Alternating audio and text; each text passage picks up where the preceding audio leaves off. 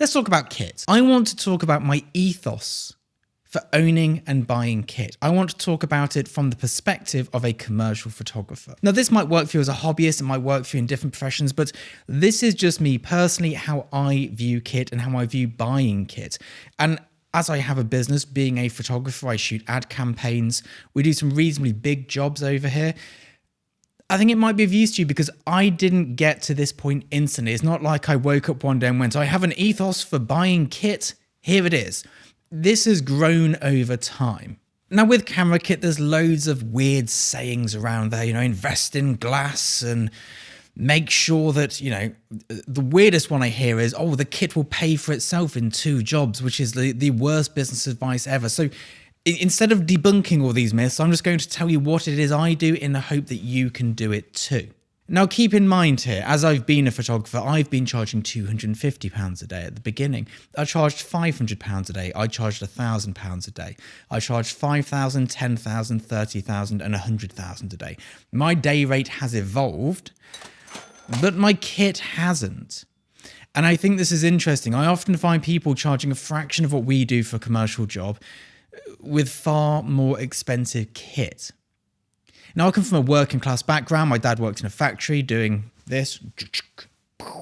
My mum stayed at home and looked after us, made sure we had everything we needed in order to be successful in life, which I'm very grateful for. So I don't come from money. We don't come from a family who takes out debt. Everything I own is cash money bought. I buy a car, I buy clothing, I buy whatever it is, camera gear, I buy it with cash. I don't take out debt. Some people do, that's up to them. I just think it's extra stress you don't need. But here's how I buy my kit, let me tell you. Now, I come from a background in cycling. I used to be an athlete, I used to be a cyclist. When I was a cyclist, a lot of people had very expensive bikes, but I took racing very seriously, the same way that I take my photography very seriously. I wanted to be a professional athlete.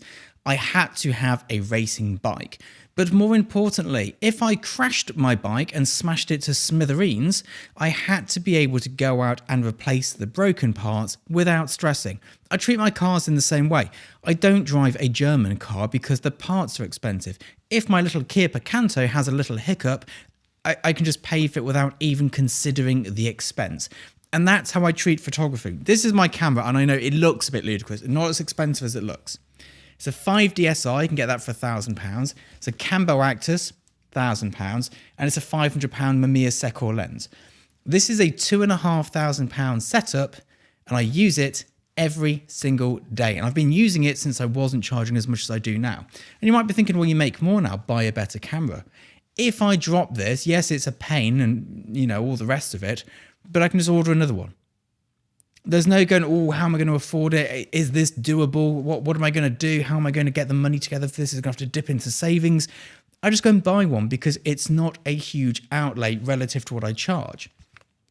If I was shooting on a phase 1 and I dropped it and broke it, and assuming I didn't have insurance, that would be much more expensive. And assuming I did have insurance, claiming on that insurance would make that insurance disproportionately expensive going forwards.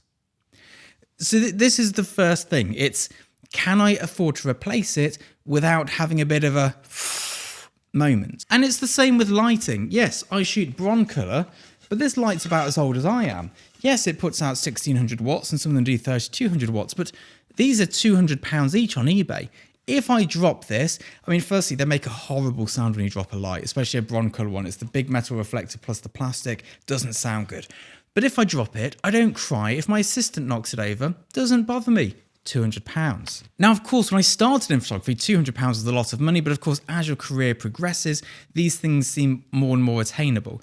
I don't buy anything brand new. I don't buy brand new cars. I don't buy brand new anything apart from shoes. Maybe underpants, but generally speaking, I buy everything secondhand. I let someone else deal with the devaluation cost. I just buy it used. And people are like, yes, but you're a professional. You must have the latest, the greatest. You must have brand new, reliable kit. I've managed fine without it. I use old kit. I use it because it's affordable and it makes business sense. Might not make photography business sense, but it makes business sense. Likewise, if I get a big job in and my kit can't cope with that job, which is quite often, I don't shoot this stuff on a £100,000 a day job, I rent, as does every professional in our industry. Nobody owns it all unless they have a second business, which is as a studio, renting kit and renting a space. That happens as well. That's absolutely a valid business, but it's not the business I want to be. And I looked into it before. It looks really stressful dealing with all those people. So if you imagine the fundamentals of my kit,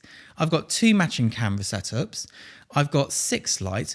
We're in for less than the price of a brand new mirrorless camera setup. And that is to shoot high-end adverts. And every single item here, if I drop it, I don't have to worry. Now, I do have insurance on some of my kit, of course, but not all of it. It's better for me just to put the money aside. There's a certain weird point in insurance where the risk and the cost of insuring that risk and just putting savings aside doesn't make sense.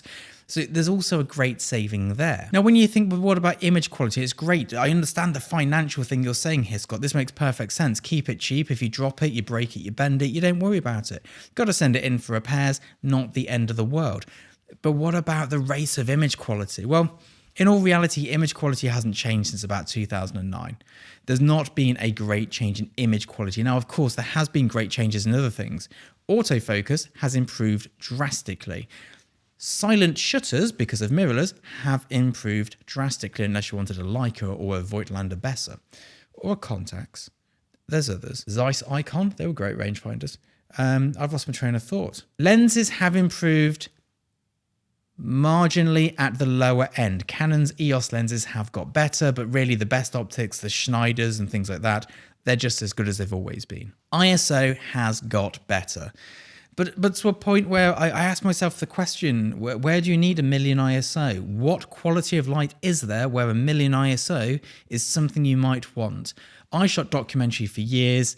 I managed fine on film and 1600 ISO. And of course, having 3200 ISO being cleaner would be great, but it's not a deal breaker. So how do I cope with things like the image quality increase? I just don't. It doesn't matter. And I have a lot of one-to-one clients I work with, and they often ask me, oh, should I get this better camera? Should I go medium format? Should I get a brand new R5 or whatever the camera is called from Canon? And every time I tell them, if I look at your work, I cannot tell what camera you've shot it on. I wouldn't have a clue. And I think that's important to remember. Now, I also have a strange part of my brain, which is I like things to last forever. I don't know where this came from. My bike back, there we go. No, here it is, back here. There. My bike I've had for 15 years. It's a steel single-speed bike before single-speed was cool. I love that I've had that bike for years, and it's been with me since I moved back to the UK. I loved my previous car because it was so old and used, and my bag that I use, hang on, let me show you. I got this bag in 2010. Yeah, I could get another one, but I love that I'm still on the same bag. My jacket's made from our tablecloth. I like that sort of thing. And of course, this is not for everybody. This is not everyone's taste. I'm not saying this is the right way to do it, but I enjoy that thing. I would love it if by the end of my career, I'm still using the same camera that I'm using today. That would feel really nice for me. Now, what I'd love to hear is, what's your ethos for buying kit? Do you have like set rules? Because we all make them up. Like, my rules are probably not the greatest rules. I've just been like, make sure it's cheap. That's probably very much part of my upbringing. But what are your rules? What do you have in place to make you decide, should I buy this, shouldn't I buy that? Do we get it on credit? Do we get it with cash?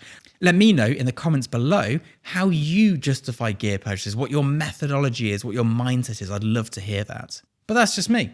What do you guys think? I'll see you soon. Bye-bye.